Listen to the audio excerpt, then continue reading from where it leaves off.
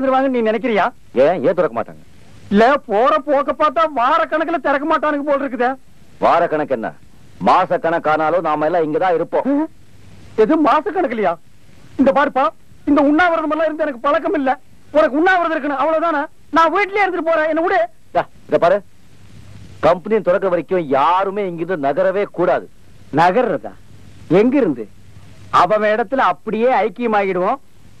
பாடியிலிருந்து லைட்டா bad smell வரும். ஏற்கனவே ஒரு பாடியிலிருந்து லைட்டா வருது. கார்பரேஷன் லாரிக்காரன் வந்து மொத்தமா எல்லாரையும் கொண்டு போய் கொட்டி எரிச்சிருவான். இதெல்லாம் எனக்கு முன்னாலேயே தெரியாம போச்சு. தெரிஞ்சிருந்தா ஏதாவது ஒரு காரணத்தை சொல்லி ஒரு மாசம் லீவ் போட்டு ஓடி போயிருப்பேன்.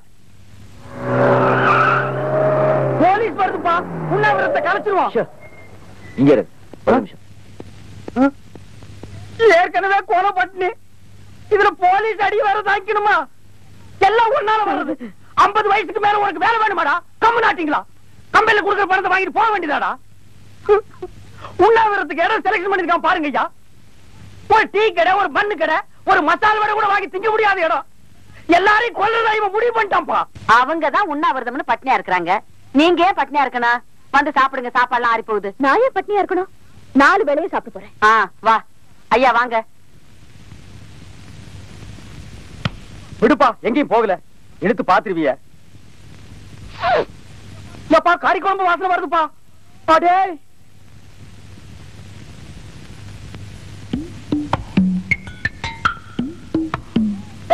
சாப்பிடுறாங்க போ. அவங்க சாப்பிட்டா நமக்கு என்ன? அவங்க எப்படி சாப்பிடலாம்? அத நாம கட்டி 2 கால கடிக்குதுப்பா. நான் சாப்பிட விட மாட்டேன். டேய் மைக்கு குடுறா. ஹலோ, நல்லா கேளுங்க.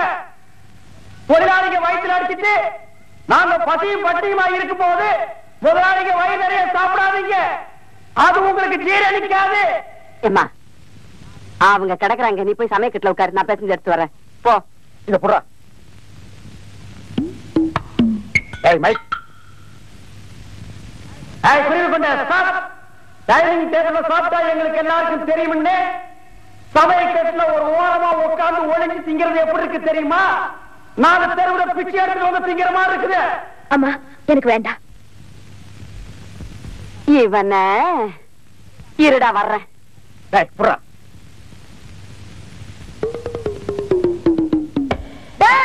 நாட்டோட தலையா, நல்லா கேட்டுக்க. உண்ணாவிரதம் உங்களுக்கு தான், எங்களுக்கு இல்ல. நாங்க என்ன பண்ணாலும் தின்போம். அதை கேட்கறதுக்கு நீ யாரு? இந்த பாரு, அவங்களோட சேர்ந்து கத்தாம ஒழுங்கா மரியாதையா சமயக்கட்டு பக்கமா வந்தீங்கன்னா மீன் குழம்பு, கோழி குருமா, அவிச்ச முட்டை, நண்டு வறுவல், காடை, கவுதாரி எல்லாம் சமைச்சு வச்சிருக்கேன். வந்து வாங்கி முழுங்கிட்டு போ. அதை விட்டுட்டு அனாவசியமா கத்துன அப்புறம் முழுங்கிறதுக்கு வாயில எச்சி கூட இல்லாம போயிடும். இத புடுறா, நான் வரேன். இங்க பார், தண்ணியிலே இருக்கும் மீன் கருவாடாகலாம், ஆனால் கருவாடு மீனாக முடியாது.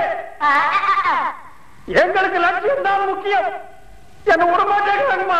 முடிகிறட. அப்ப கண்டிப்பா வந்து ஆபரேஷன் நானுதான், கவலையே படாத. ஏன்பா எல்லாரும் தூங்கிட்டானுங்க, நான் மட்டும் போய் ஏதாவது கடை திறந்திருந்தா நம்ம 2 பேருக்கு மட்டும் சாப்பிடறதுக்கு ஏதாவது வாங்கிட்டு வரட்டுமா? நான் இங்க உட்கார்ந்ததே தப்பு. 3வது ரோல நான் உட்கார்ந்து இருந்தா என் இஷ்டத்துக்கு எந்திரிச்சு ஓடி போயிருப்பேன். 50 வயசுக்கு மேல இந்த நாய்க்கு செத்த என்ன பொழைச்சா என்ன? என்னால பசி தாங்க முடியல. அட ஜோசுடா, இந்தாங்க இந்த ஜூஸ குடிச்சு போராட்டத்தை கைவிடுங்க. யாரையும் வேலையை விட்டு எடுக்க மாட்டோம். நாளைக்கு காலையில எல்லாரும் வேலைக்கு போங்க. ரொம்ப நன்றி சார். இந்த குடி வேணாப்பா, கோபத்துல அந்த ஐயா விஷத்தை வச்சிருந்தாரு வச்சிருப்பாரு.